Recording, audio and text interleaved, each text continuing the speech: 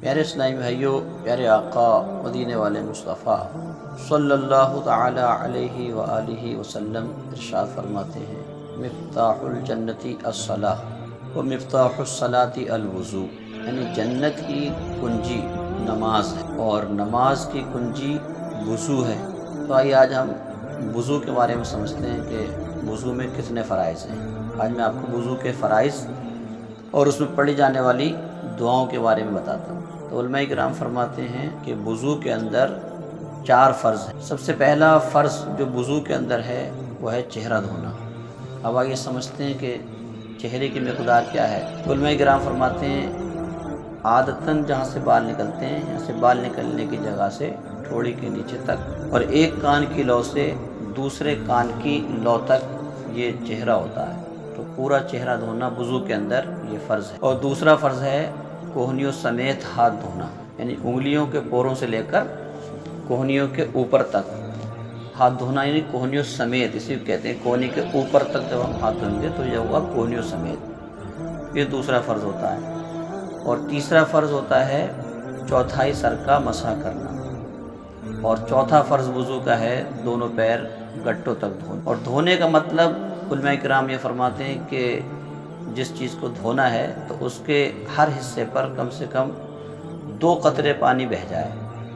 اب ایک مسئلہ یہ بھی ہے کہ ان جو 4 فرض وضو کے بتائے گئے، ان میں سے اگر کسی بھی جگہ میں چہرہ، ہاتھ یا پیر دھونے کے معاملے میں ذرہ برابر بھی سوکھا ہوا رہ گیا، یعنی اس جگہ پر 2 قطرے پانی نہیں بہا، تو وضو نہیں ہوگا۔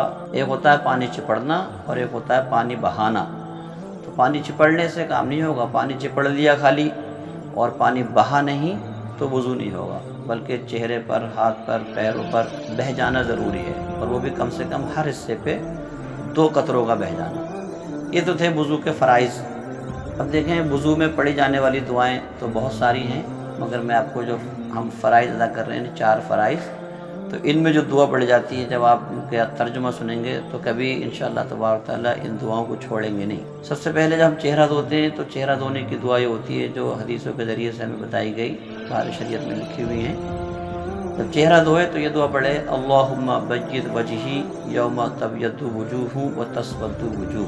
اس کا معنی ہوتا ہے کہ اے اللہ تو اس دن میرے چہرے کو روشن کر جس دن بہت سے چہرے روشن ہوں گے اور بہت سے چہرے سیاہ ہوں گے۔ اور جب اپنا ہاتھ دھوئے تو یہ دعا پڑھے، سیدھا ہاتھ جب دھوئے اللہم اعطنی کتابی بیمینی وحاسبنی حسابا یسیرا، اے اللہ تو میرے نامہ اعمال کو سیدھے ہاتھ میں دے اور مجھ سے آسان حساب لے۔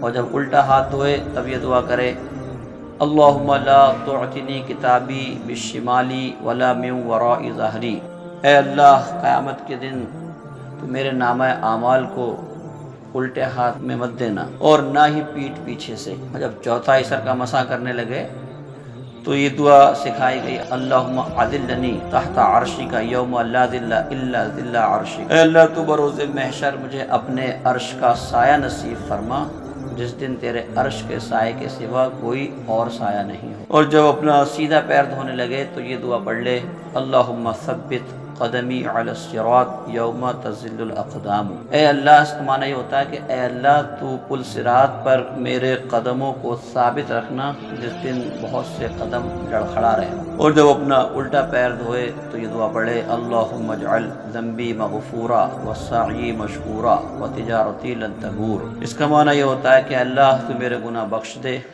اور میری کوششوں کو بارآور فرما اور میری تجارت کو ہلاکت سے بچا۔ تو یہ اہم دعائیں اگر آپ پڑھ لیں گے، دیکھیں اس میں کتنی اہم دعائیں ہیں، کتنی بڑی بڑی چیزیں اللہ تبارک تعالیٰ کی بارگاہ سے مانگی جا رہی ہیں۔